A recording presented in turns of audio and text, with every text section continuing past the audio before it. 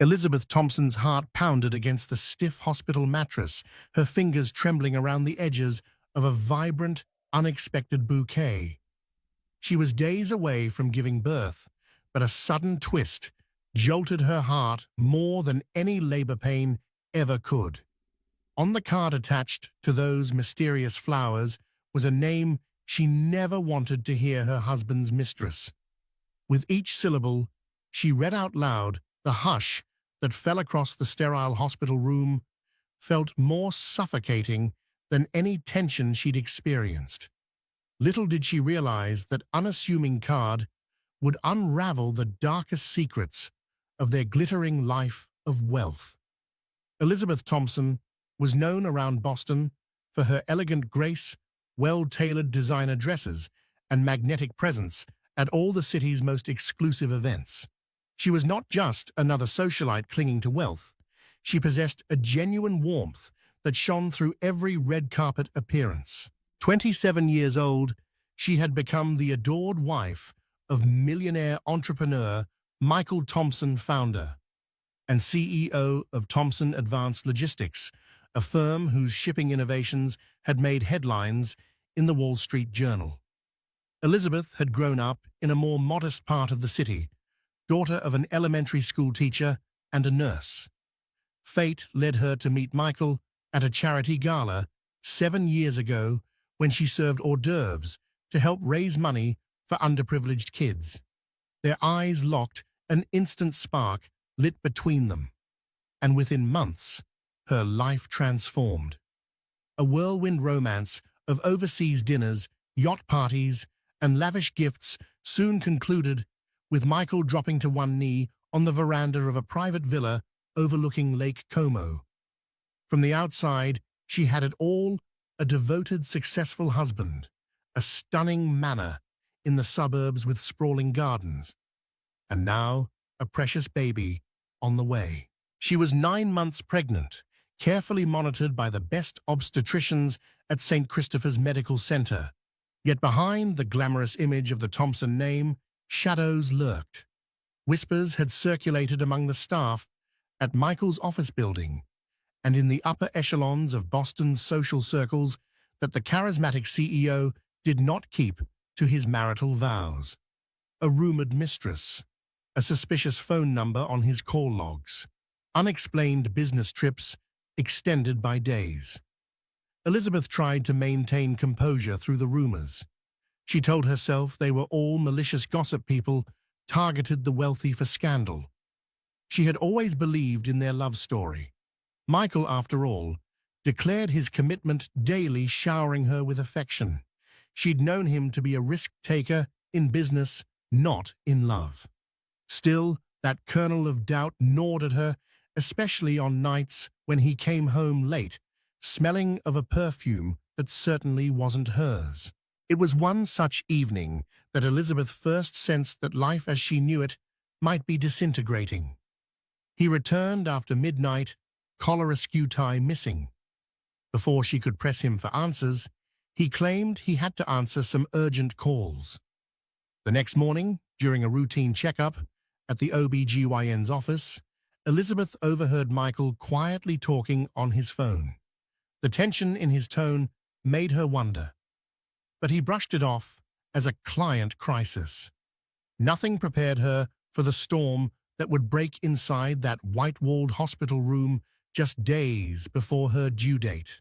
In the swirl of intravenous drips and fetal heart monitors, a flamboyant florist cart arrived carrying the seeds of betrayal. Elizabeth was resting against fluffy pillows, the bright morning sun filtering through the big windows, watching gentle dust motes float in the hospital air. At 39 weeks pregnant, her doctor insisted on hospital observation because of earlier complications. Her blood pressure had spiked, and there was slight concern for preeclampsia. She had become used to the hum of machines, the occasional squeak of rubber soles from the nurses scurrying about. In her left hand, she held her phone, reading messages from her best friend, Sarah Davenport, who had flown in from Chicago to be near her during the final days of pregnancy. Suddenly, the door swung open. A nurse, wide-eyed, steered a large display of pink roses, white lilies, and delicate orchids into the room. The flowers practically swallowed the small metal cart they were perched on. Elizabeth's breath caught in her throat. Usually Michael was the type to gift her elaborate blooms. Her heart fluttered with naive anticipation. Maybe Michael was sending an apology for his recent aloof behavior. The nurse politely said, "Delivery for Mrs. Thompson," and placed the heavy bouquet on the small table next to her bed. Elizabeth noticed a pink envelope nestled among the stems with her name, Elizabeth, in ornate handwriting. She glanced at the nurse, grateful, but also perplexed. Michael never used pink envelopes, and his handwriting was bolder, more angular. Not wanting to appear suspicious, she returned a bright smile before the nurse left, shutting the door gently behind her. When Elizabeth opened the envelope, her stomach tightened. The card read, "My dear Elizabeth, I know you're about to become a mother soon, and I wanted to extend my congratulations. This is a reminder that life and love aren't always what they seem." Signed, Carla Donahue. In one corner, in smaller print, it said, "P.S. I wonder if Michael's told you about us." Elizabeth's hands trembled. Her vision blurred. The name struck her like a thunderbolt. Carla Donahue. She'd overheard Michael whisper that name once during a phone call. He had shrugged it off, claiming it was a new assistant, or possibly a client he was looking to impress. Now, an uneasy hush settled over the room, as she found it difficult to breathe. The sweet fragrance of roses was suddenly suffocating. She reached for the bedrail and carefully slid her legs to the side, feeling her baby move in protest at her tension. 1,000 questions crammed into her head. Why would a mistress send me flowers? What does she mean by, "I wonder if Michael's told you about us"? Has Michael truly betrayed me? She prayed it was all a sick joke from a bored social rival. Yet the presence of that card, undeniably real, left her reeling. She hated the sense of being watched, manipulated, or pitied. She reread the lines, searching for clues. Then she realized the card's final line, "I wonder if Michael's told you about us," was so direct, as if Carla wanted to force her hand, rub salt in the wound, make it impossible for Michael to wiggle out of the allegations.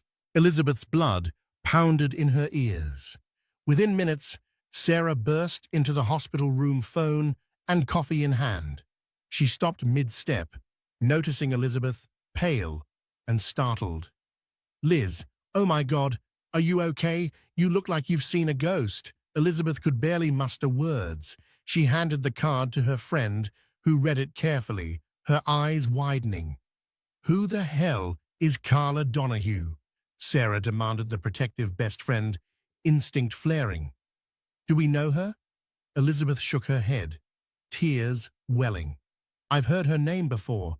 Remember those rumors about Michael and some mistress at the office?" She gulped, gesturing to the flowers. "It's her, Sarah. It's true. Michael's lied to me."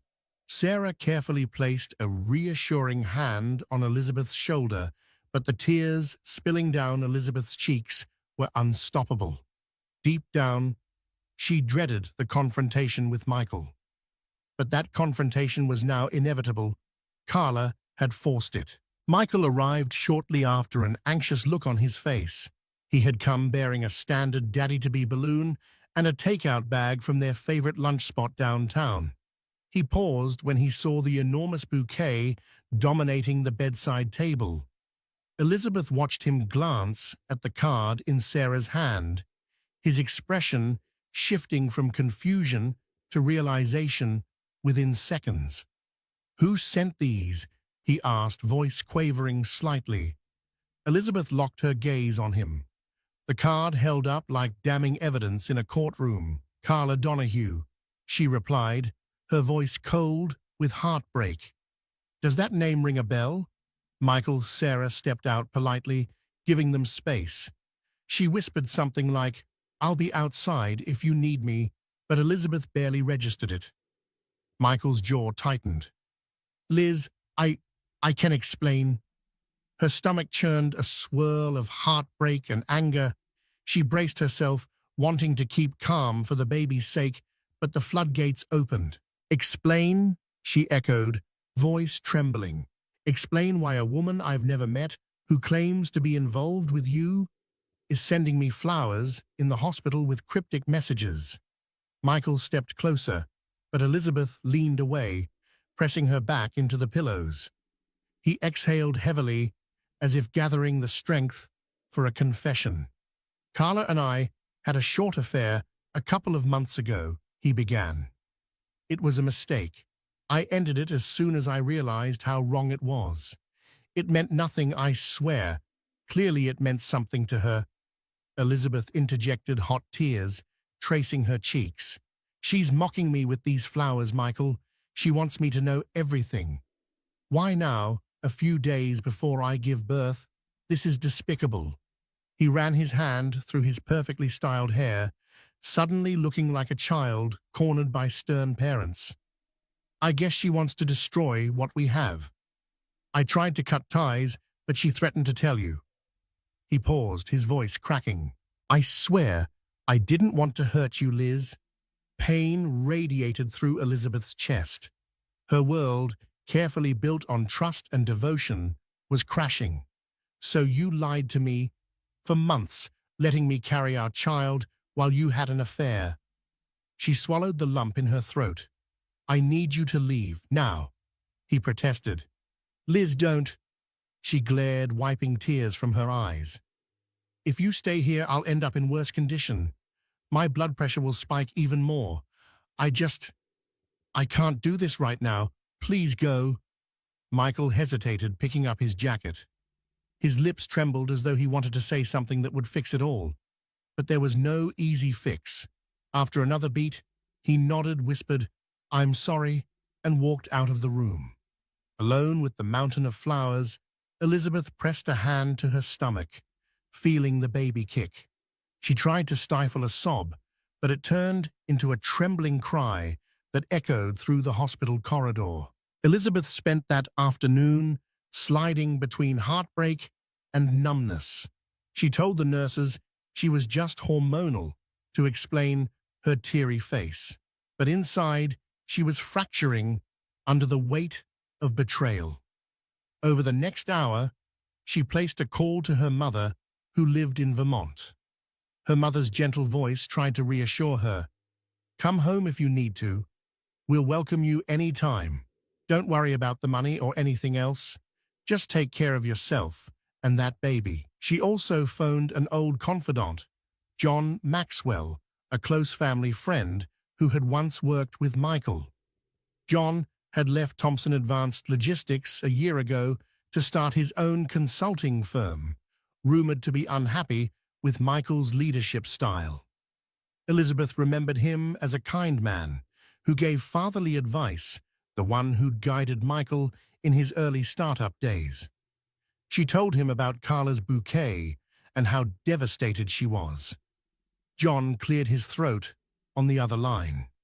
"I suspected something like this was happening.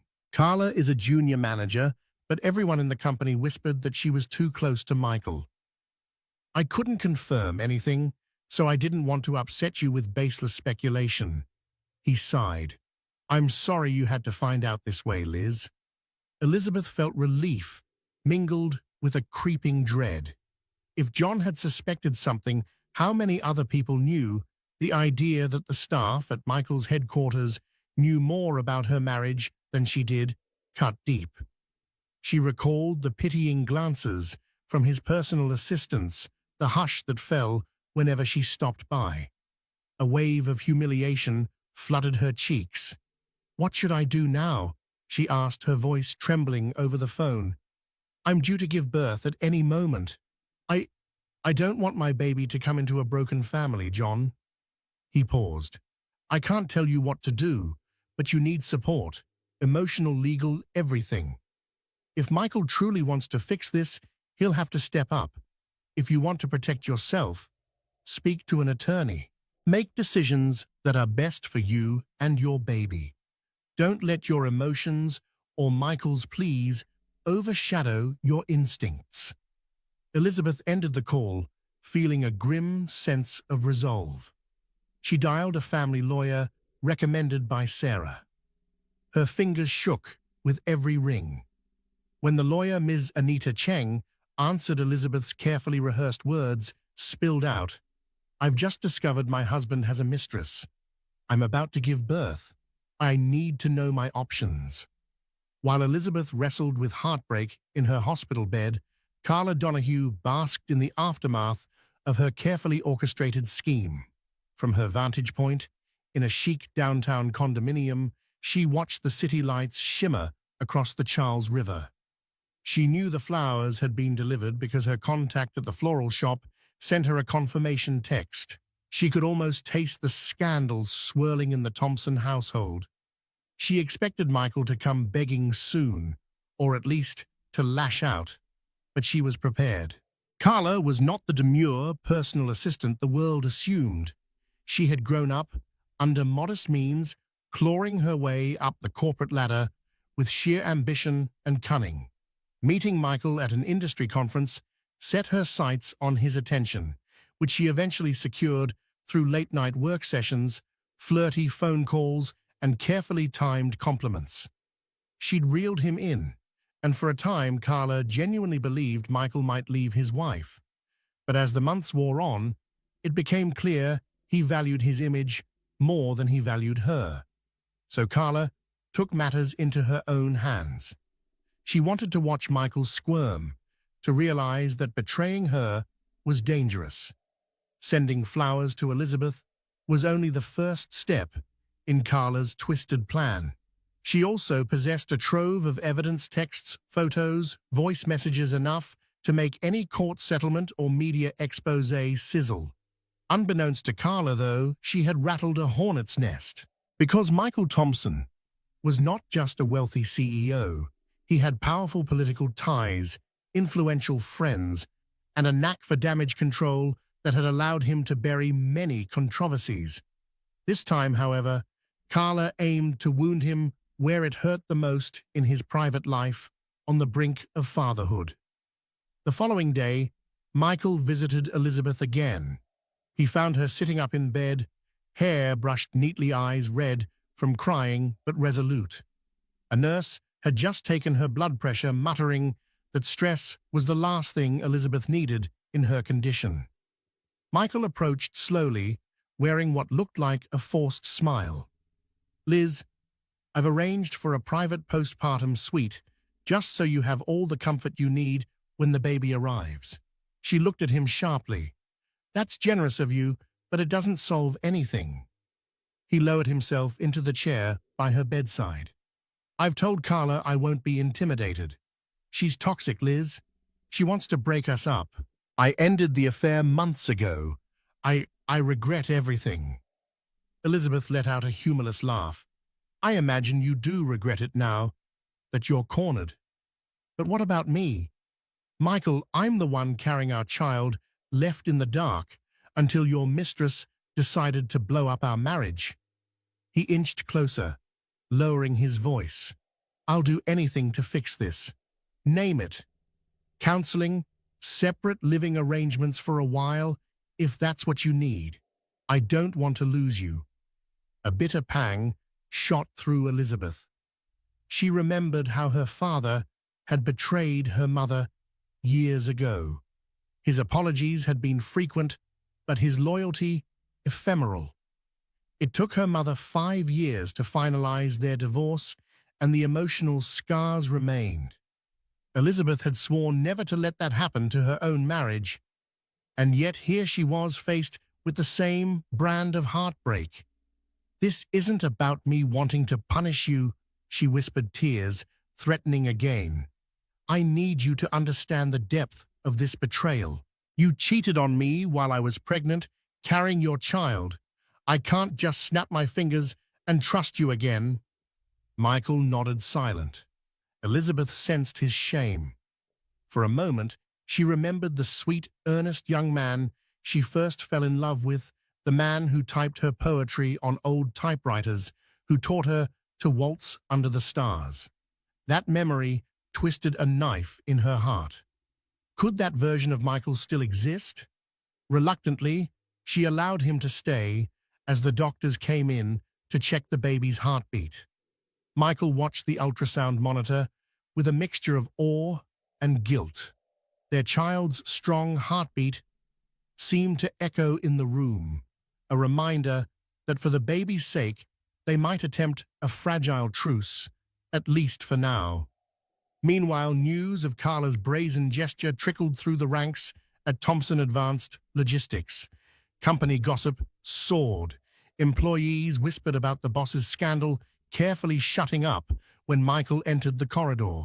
Even the board of directors, led by CFO Gloria Pierce and senior advisor John Maxwell, were on high alert. John had kept his conversation with Elizabeth confidential, but word of the Mistress fiasco inevitably circulated. The entire environment bristled with tension. Gloria Pierce, a stern and methodical woman in her 50s, requested an urgent meeting with Michael. Despite his personal crisis, Michael had to attend. In the boardroom, the thick mahogany table gleamed under fluorescent lights, and the air was charged with unspoken concern. Gloria addressed him directly. "Michael, I'll be frank. We have reason to believe your personal life is about to become public in a damaging way. Carla Donahue is rumored to be very disgruntled, and she's hinted at leaking sensitive information about the company." Michael's face darkened. "I'm handling it." Carla signed an NDA upon her promotion. Gloria exchanged glances with John Maxwell, who sat quietly, arms folded. Non-disclosure agreements aren't bulletproof against personal vendettas, especially if she frames her story as a Me Too scenario or calls it workplace harassment. We must protect the company from any scandal that jeopardizes shareholder interests. John's steady gaze fell on Michael. "We want to ensure a stable environment for our investors, staff, and clients. If Carla leaks texts or claims you exploited your power as CEO, we could face intense media scrutiny, which can drag down our brand." Michael massaged his temples. "I'll talk to Carla. I'll pay her off if I must. It's cheaper than a lawsuit." Gloria pressed her lips together, unimpressed. "We can't endorse hush money. It sets a dangerous precedent. We need you to personally ensure this is handled discreetly. Otherwise, the board may consider stronger measures like requesting your temporary resignation or stepping down as CEO." A heavy silence fell. Michael realized this scandal threatened not just his marriage, but everything he'd built. He nodded gravely. "Give me time. I'll fix this. I'll keep the board updated." Yet behind his confident words, Michael's mind spun. He was losing control of his wife, his business, his reputation. Carla's name now haunted him day and night. Elizabeth woke up to mild contractions, the first signs that labor might be approaching. The doctors administered medication to manage her blood pressure, but the constant stress of Carla's revelations still loomed. Sarah suggested that maybe Elizabeth needed a break from the intense environment, some fresh air, a short walk. However, Elizabeth's doctor insisted she remain in the room for close monitoring. Amid the beeping monitors and swirling anxiety, Carla Donahue herself strode through the hospital corridors. She wore a tailored black dress, stiletto heels clicking on the polished floor. She had cunningly found out Elizabeth's room number from an acquaintance in hospital administration. After all, it's amazing what a healthy bribe can accomplish. When Carla pushed open the door to Elizabeth's private suite, a stunned hush fell. Elizabeth was sitting up, wincing at a contraction, while Michael stood by her side. Carla's sudden presence sent a chill through the room. Michael froze, eyes blazing with anger. Elizabeth's pulse spiked. "What are you doing here?" Michael demanded, stepping forward as if to block Carla's path to Elizabeth. Carla's lips curved into a mocking smile. "I came to see how the mother-to-be is doing. I thought it was only fair given all the excitement." Elizabeth felt raw fury surge through her. "You have a lot of nerve showing up here uninvited." Carla shifted her weight, her icy stare, never leaving Elizabeth. "Call it closure. I just wanted to see your face, dear Elizabeth, to make sure you got my flowers." "I trust you read the card aloud?" Michael seethed. "That's enough, Carla. You've caused enough damage." He glanced anxiously at Elizabeth, who looked close to tears. "She's under a lot of stress. You need to leave." Carla's eyes sparkled with triumph, as though she thrived on the chaos. "Stress isn't good for the baby," she remarked casually, adjusting the strap of her handbag. "But you should have thought of that when you jumped into my bed, Michael." Elizabeth grimaced, a fresh contraction, twisting her abdomen. "Please, just leave," she whispered through clenched teeth. Carla began to turn away, then paused, brandishing her phone. "I have evidence that could ruin you, Michael. And you, Elizabeth, should know the full extent of what happened. If you're going to make decisions for your child's future, you deserve every detail. And I'm more than willing to share, unless Michael steps up with a compelling reason for me to remain silent." With that, she spun on her heel and walked out, leaving behind a tension so thick it stifled the air. Elizabeth sank back onto the pillows, tears streaming anew. Michael's face was ashen, his mind obviously racing. He reached for Elizabeth's hand, but she turned away, her heart hammered by betrayal fear and the ominous threat Carla had just laid out. By evening, Elizabeth's contractions became more frequent. Sarah arrived at the hospital with a small overnight bag and comforting words. Nurses flitted in to check dilation. The time for the baby's arrival was drawing nearer, but the swirl of heartbreak and turmoil overshadowed what should have been a joyful moment. Michael lingered in the hallway, speaking hurriedly into his phone. Elizabeth could sense his desperation as he tried to call Carla, presumably to beg for mercy. She overheard snippets of his pleas. "Don't do this. I'll arrange a settlement. Just leave Elizabeth out of it. This isn't about you and me anymore." But Carla was beyond reason. Her grand plan was unfolding exactly as she wanted, and she craved a bigger payoff. The next morning, at 5 a.m., Elizabeth's water broke. Amid the chaos, Michael rushed to her side, her anger toward him overshadowed by the physical ordeal of childbirth.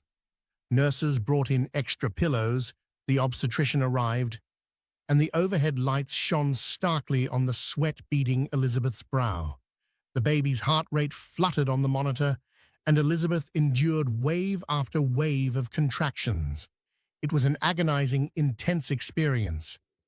Yet in the throes of labor, Elizabeth found a small measure of solace, focusing solely on the child inside her. She was determined to bring this life into the world safely, no matter the heartbreak swirling around them. After 12 grueling hours, tears of pain turned to tears of joy as Elizabeth finally heard the baby's first cries. A nurse placed the wriggling precious newborn into Elizabeth's trembling arms.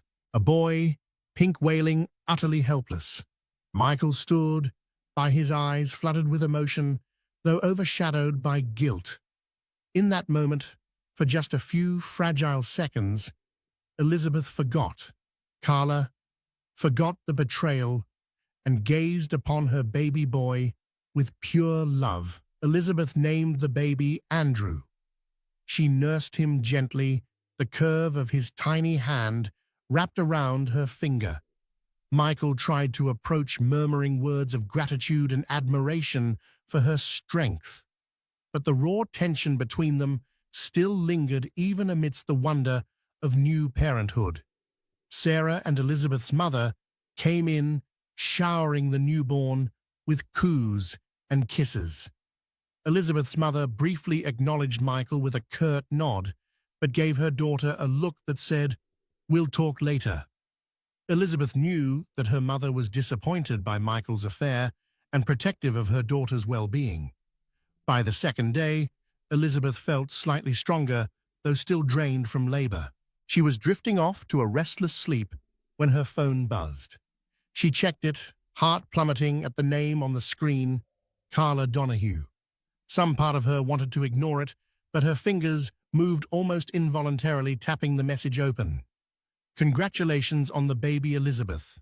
I'm sure he's beautiful. If you'd like to know the full story of me and Michael, do call me. Or maybe I should just send you screenshots. Cheers." A flare of anger coursed through Elizabeth, and she tossed the phone onto the bed. That was all it took for her blood pressure to spike again. The nurse frowned over the vitals, reminding Elizabeth to stay calm. But how could Elizabeth remain calm when Carla was clearly determined to keep her wounds fresh, determined to keep the drama alive? And perhaps, in the darkest corner of her mind, Elizabeth did wonder about the specifics, all the secrecy, the possible length of the affair. The gifts, the hotels, the elaborate lies, knowing the full truth, might be the only way to make an informed decision about her marriage. That evening, Michael leaned against the edge of Elizabeth's bed, watching baby Andrew slumber in the bassinet. Elizabeth feigned sleep, uncertain if she was ready to speak. But Michael, perhaps sensing her wakefulness, started talking in a subdued tone. "I should have told you everything from the start. I was wrong to hide it, hoping it would blow over. I don't want Carla controlling our lives." Elizabeth opened her eyes and shifted to face him, arms aching from supporting the newborn earlier. "What exactly is everything?" she asked. "I need the truth. Did you love her?" He shook his head vehemently. "No, it was never about love. I was stressed with the new product launches, dealing with board pressure, and I stupidly fell into Carla's flirtations. It happened a handful of times, never more. I ended it before you even suspected anything. But Carla, she's manipulative. She threatened to ruin me, to ruin us if I didn't keep seeing her or pay her. I hoped ignoring her would solve it." Elizabeth's voice trembled. "You brought her into our marriage, our home, indirectly. She's turned our baby's birth into a nightmare of scandal." She wiped a stray tear. "I'm not sure if I can forgive you for that. You broke my heart." Michael lowered his gaze, tears slipping down his cheeks. "I know I did, and I'll spend the rest of my life making it right if you'll let me. We can get a legal agreement, a post-nuptial, if that makes you feel safer. Please, just give me a chance." A war raged inside Elizabeth. She loved him, the father of her child, but the betrayal was too raw. "I need time," she whispered. He nodded, as if accepting a temporary defeat. "Take all the time you need," he said gently. "I'm not going anywhere." On the fourth day after Andrew's birth, Elizabeth was set to be discharged. A friend of the family, Dr. Margaret Holcomb, came to see the baby. Dr. Holcomb was also Elizabeth's longtime mentor, someone who'd nurtured her spirit from a young age, encouraging her to pursue philanthropic work alongside Michael. She exuded a wise, comforting aura, with salt and pepper hair pinned neatly in a bun. Elizabeth confided in her about Carla's card and the subsequent drama. Dr. Holcomb sighed, pulling up a chair. "Sometimes the thing that hurts us the most is better brought into the light than kept in the dark. That card you read, and the fact you read it out loud to Michael, forced him to confront his actions. The truth is painful, but it's necessary. The question is, what comes next?" My dear, tears welled in Elizabeth's eyes. "I'm not sure. This child is my priority. I can't let Carla keep blackmailing us or tormenting me." My lawyer, Ms. Cheng, is looking into how to protect us from Carla's threats. Dr. Holcomb placed a gentle hand on Elizabeth's arm. Lean on your support system. Don't let pride or fear isolate you. And remember, Andrew deserves parents who strive for peace, whether together or apart. Stepping back into the Thompson mansion felt surreal.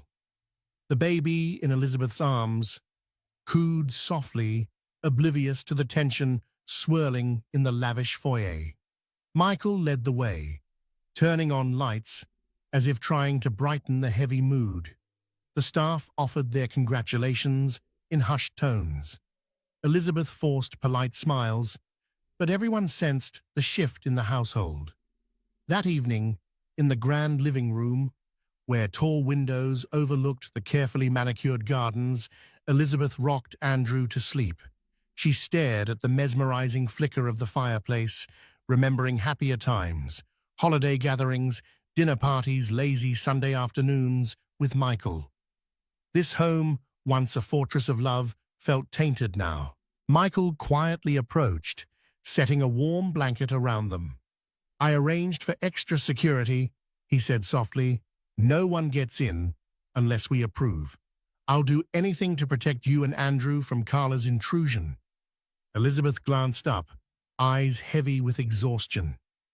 I appreciate it, she said, meaning it genuinely. But you have to realize that security cameras won't protect me from heartbreak or from the possibility of more secrets. Michael bowed his head. I know. I want to earn back your trust. She nodded slowly, uncertain how or when that might happen. I'm meeting with Ms. Cheng tomorrow to discuss the legal side of things. I need to protect Andrew's future, no matter what. His face reflected a flicker of fear at the prospect of legal steps, but he didn't protest. I'll cooperate. Anything you need. In a glass-walled conference room at Cheng & Associates, Elizabeth sat across from Anita Cheng, a poised attorney specializing in family law for high-net-worth individuals. The lawyer reviewed the thick file in front of her, financial documents, property titles, prenuptial agreements, and the details Elizabeth had shared about Carla. Ms. Cheng began removing her reading glasses. First, I'm sorry you're going through this. Let's lay out some options. If you choose to pursue divorce, we can negotiate for child support, alimony, and property division. Michael has significant assets. If you want to remain married, we can draft a post-nuptial that secures your financial stability and ensures fidelity clauses. It's not always romantic, but in these circumstances, it can protect you. Elizabeth fiddled with the pen on the table, baby Andrew sleeping in a stroller nearby. I don't know if I want a divorce. At least not yet. I need to see if he's truly remorseful, if we can salvage the marriage for our son's sake. Ms. Cheng nodded. In that case, we can prepare a strong post-nuptial.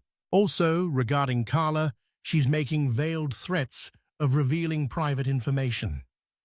Have you or Michael documented any of her messages? Elizabeth displayed her phone, scrolling through a string of texts and voice messages from Carla. Each was more caustic than the last, mentions of hush-money allusions to corporate secrets and snide remarks about Michael's unfaithful nature. Ms. Cheng's expression hardened. She's extorting you. We can consider a restraining order based on harassment. However, if she releases damaging information about Michael or the company, be prepared for a media storm. Are you emotionally ready to handle that? A shiver ran down Elizabeth's spine.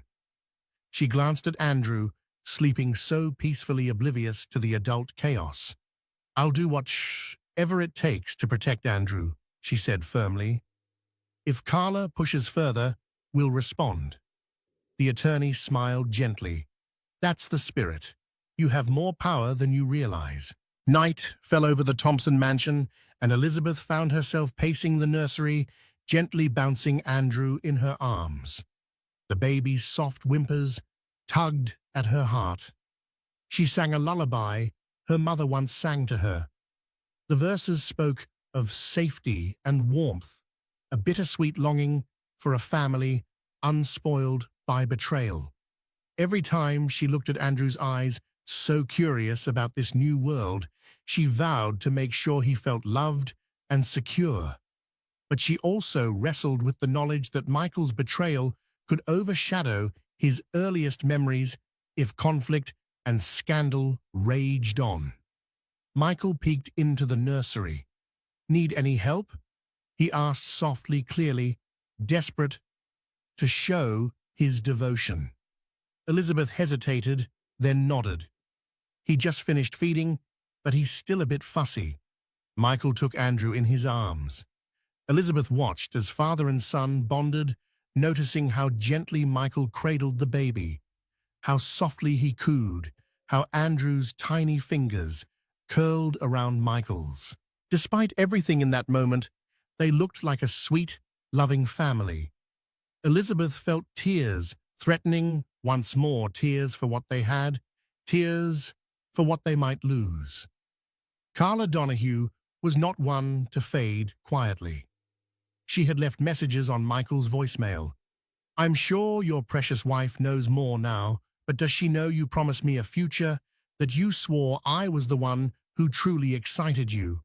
Well, I'll make sure she does." She toyed with the idea of mailing a flash drive directly to Elizabeth with her intimate videos and photos. But her attorney advised caution. If she stepped too far into revenge porn territory, she could face legal consequences. Instead, Carla aimed for a more cunning approach. She leaked rumors to a local gossip blog, Boston Confidential. She insinuated that a powerful CEO was paying hush money to silence a pregnant mistress. The piece hit the internet, fueling speculation. Names weren't mentioned, but the details matched Michael's profile closely enough that industry insiders quickly made the connection. Social media lit up with theories, calling the CEO Mr. X, ridiculing him for cheating on his pregnant wife. A scandal was forming. When Mr. X rumors reached the Thompson Advanced Logistics Board of Directors, Gloria Pierce promptly summoned Michael to an emergency session. Cameras flashed outside corporate headquarters as reporters sniffed around the rumor. Michael scowled, ignoring their shouted questions, slipping into the building under guard. Gloria wasted no time. "Michael, are these rumors about you and a mistress going to be confirmed soon? Because if so, the stock might tank, and the board will be forced to take action." Michael exhaled, his eyes dark with fatigue. "I'm managing it. We have a PR statement ready if the rumors escalate. Carla's behind it. I'll pay for a settlement if needed." John Maxwell, seated at the table, folded his arms. "This is bigger than hush money. Public perception matters. Our clients rely on trust. If the tabloids get wind that you're a philanderer paying off ex-lovers, it casts doubt on your integrity in business." Michael pounded a fist on the table. "I made a mistake. I'll fix it. You have my word." In the corner, Gloria rubbed her temples. "Your word is wearing thin, Michael. Keep your personal life under control, or the board will consider your removal. We're not going to watch the company sink over your affair." The ultimatum weighed heavy. Michael felt the walls closing in. He left the boardroom, determined to salvage his reputation by any means necessary. Everything came to a head 2 weeks after Andrew's birth. Elizabeth was physically healing, though emotionally still raw. Michael's apologies continued, along with frantic damage control at his office. Carla's leaks to the press escalated, inching closer to naming Michael outright. One afternoon, while Elizabeth and Sarah watched Andrew doze in the living room, the phone rang. It was Carla. Elizabeth stared at the screen, anxiety climbing. "Should I answer?" she asked Sarah, who shrugged nervously. Elizabeth inhaled shakily and picked up. Carla's voice was sugary sweet. Elizabeth, darling, I'd love to talk, woman to woman. We could meet at the cafe near your estate, La Petite Rose. I'm sure you know it. I have something you might want to see. Elizabeth closed her eyes. She wanted nothing more than to hang up, but a strange compulsion propelled her. Fine. 4 p.m. 1 hour. Sarah offered to come along, but Elizabeth insisted on going alone, determined to face Carla. And so an hour later, she found herself sitting in a cozy corner of the upscale cafe. Andrew left safely at home with Sarah and a nanny. Carla arrived looking polished in a cream-colored blazer, dark hair twisted into a chic chignon. They regarded each other with silent animosity. Carla's lips curled into a faint smile as she slid a manila envelope across the small table. What's inside this envelope could be catastrophic for your husband's career. Photos, texts, recordings of him and me, but I'm offering you the chance to see them first. Elizabeth's throat felt tight.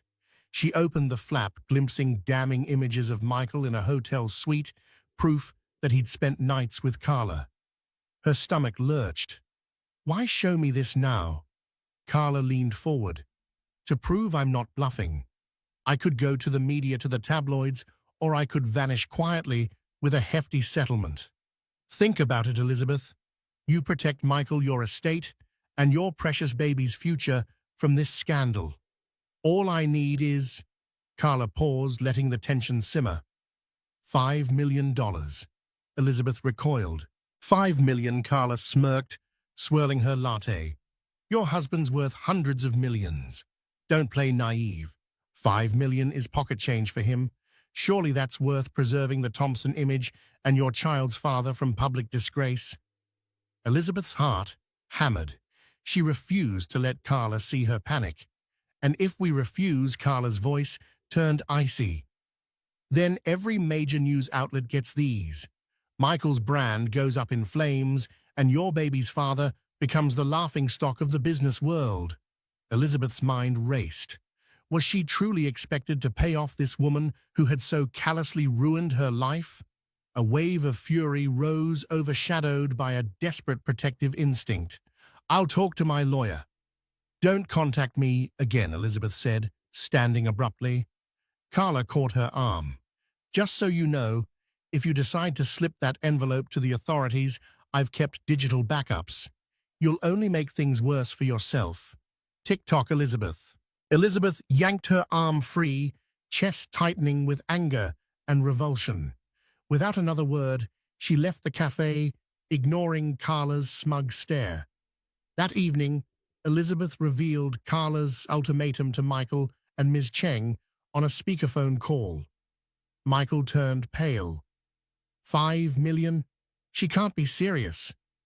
Ms. Cheng's voice crackled. She could be, and she's documented the affair thoroughly. If she makes it public, your credibility's shot. If we sue her for extortion, it drags out in court, and the evidence might be aired publicly. She's put you in a bind. Elizabeth stepped forward, setting Andrew's pacifier down. I say we let her do her worst. Why keep living in fear of her threats? You made a mistake, Michael, but should we really pay millions to hide it? Michael clenched his jaw, guilt written all over his face. If the board finds out how deep this goes, they might remove me. The scandal would overshadow everything. Our stocks could crash. I'd lose control of the company. We'd be consumed in a media circus. That's not good for you or Andrew either. Elizabeth sighed, eyes filling with tears. She hated that Carla had so much power over them. She glanced at her newborn, who fussed softly in the crib as though sensing the tension. A single tear rolled down her cheek. She had to decide, risk a massive, humiliating scandal or hand over hush money to the woman who had destroyed her peace. Ms. Cheng tried to remain neutral. Legally, you can gather evidence of extortion if you want to press charges, but it's risky. Carla's no amateur. If you pay her, you'll want an airtight settlement agreement with a non-disclosure clause. Michael looked at Elizabeth, his voice trembling. "What do you think we should do, Liz?" She stared back, the rage and pain inside her fueling her words. "I can't decide for you. It's your affair, your disgrace. But if you do pay her, I'm not letting it go without serious conditions. We'll sign that post-nuptial, you'll give me full oversight of the finances, and we decide how we move forward." He nodded solemnly, tears threatening. "I'll do it. Whatever you need." Within a week, Ms. Cheng and Carla's lawyer hammered out a settlement agreement. Carla would receive $5 million in exchange for surrendering all evidence and signing a comprehensive non-disclosure agreement. If she ever leaked or hinted at the affair again, she'd face crushing financial penalties. Michael signed the deal with trembling hands. Carla signed with a triumphant gleam in her eye. In parallel, Elizabeth and Michael executed a post-nuptial arrangement, granting Elizabeth significant leverage in their marriage. If Michael strayed again, the financial fallout would be devastating to him. He pledged the family home solely in her name, set up a trust fund for Andrew that Elizabeth controlled, and added stringent clauses guaranteeing her security. Elizabeth stared at Michael's signature, feeling a hollow triumph. She was protecting herself, but the emotional damage was already done. When Carla left the downtown law office with the check in her purse, she paused in the hallway outside the building. A strange pang of melancholy hit her. She had won a fortune, but her victory felt empty. She realized she would never be part of Michael's shining world, never experience the love she had once hoped for. All that remained was money, a fleeting satisfaction. She wiped a tear of regret, anger, or relief, she wasn't sure, and vanished into a waiting car. For Elizabeth, the hush money settlement felt like swallowing poison. She hated that Michael's vow of loyalty was tainted by a massive payout to silence his affair. She resented Carla for the trauma. She resented Michael for his betrayal. She resented the entire situation. Yet she also clung to a kernel of hope that maybe, just maybe, they could rebuild. For Andrew's sake, Michael walked on eggshells around her. He showered her with gifts, apologized constantly, and spent all his free time at home devoting himself to fatherhood. He relinquished control of finances per the post-nuptial agreement. Elizabeth saw him try, but the spark between them was fractured, and trust felt like a distant dream.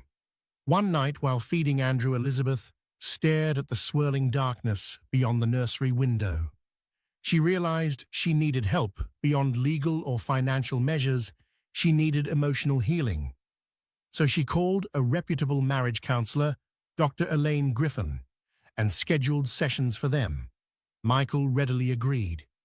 Inside Dr. Griffin's softly lit office, Elizabeth and Michael faced each other on plush chairs. Andrew stayed at home with a nanny while they tried to dissect the ruins of their relationship. Michael, wringing his hands, confessed his insecurities, the fear of fatherhood, the massive pressures from the board, the allure of an illicit fling that offered an escape from responsibility. Elizabeth, tears brimming, revealed how abandoned she felt, left alone while pregnant, and suspecting her husband was cheating. "It was never about you not being enough," Michael insisted. "I was weak. I lost sight of what mattered." Elizabeth inhaled unsteadily. "You said you loved me while lying next to another woman. You realize how deeply that stings." He nodded, silent tears escaping. Dr. Griffin asked them to practice open communication, discussing the wounds without immediate blame or retreat. The therapist suggested, "You both need to find a new normal if you plan to stay married. Rebuild trust by total transparency, passwords, whereabouts, daily check-ins. It's not easy, but it's a start." Though each session was painful, they left with a sliver of optimism. They were speaking honestly, if nothing else. Elizabeth began reasserting control over her life. She found a new purpose in philanthropic work, setting up a fund for single mothers, dealing with hospital expenses, ironically inspired by her own painful experience. She thrived in the idea of helping others. Meanwhile, Michael poured energy into regaining the board's confidence. He orchestrated a major partnership with John Maxwell's consulting firm, bridging old rifts. He publicly maintained a squeaky clean image, hoping to overshadow the rumor mill. Slowly, the gossip about Mr. X faded. Carla's name disappeared from the tabloids, courtesy of her expensive silence. Yet behind every forced smile at corporate gatherings or philanthropic events, Elizabeth felt pangs of betrayal. She watched couples at these galas, wondering if they carried secrets too. She realized how illusions can overshadow reality. Months passed. Andrew grew into a vibrant infant, giggling and cooing. Elizabeth and Michael's therapy sessions continued. Their arguments grew less frequent, replaced by cautious conversations, hugs that lingered a bit longer. Once in a while, Elizabeth found herself smiling at Michael's jokes, almost forgetting the heartbreak. But then she'd recall Carla's mocking flowers, that pink envelope, and the scrawled message, "I wonder if Michael's told you about us." One crisp autumn morning, Elizabeth opened a drawer in the nursery to find the old envelope from Carla. She had kept it, perhaps as a reminder not to be naive again. She touched the card's edges, remembering the day her world seemed to collapse. Michael entered, noticing the tension on her face. "You still have that?" he asked quietly. She nodded, swallowing a lump in her throat. "I don't know why I kept it. Maybe to remind myself how fragile trust is." He gently took her hands. "Liz, I'm not that man anymore. The affair was a terrible lapse in judgment. I'm trying every day to be worthy of you and Andrew." She studied his eyes, worn by regret, softened by fatherhood. "We still have a long way to go." He squeezed her hands. "I know, but if it's okay with you, I'd like to walk that path together." She hesitated, then gave a small nod, her eyes moist. They embraced, neither certain how the future would unfold, but both willing to try. Months stretched into a year. Slowly, Michael and Elizabeth learned to communicate better. The adrenaline rush of the scandal subsided, leaving them to face deeper issues: boundaries, honesty, emotional needs. Elizabeth took the lead on philanthropic ventures, building her identity outside of being Mrs. Thompson. Michael, for his part, rearranged his priorities: less time at the office, more time with family, transparency, with phone records and schedules, even letting Elizabeth drop by his office unannounced. Each day was a test of trust, but the memory of that hospital card lingered, a symbol of how quickly illusions can shatter. Over time, Elizabeth realized that healing doesn't mean forgetting or denying the pain. It means acknowledging it and choosing to move forward anyway. She never forgot Carla Donahue's smirk or the swirl of pink roses in the hospital room. Yet that scene, once so devastating, transformed into a crucible that forced Elizabeth to discover her own strength and forced Michael to confront the consequences of his betrayal.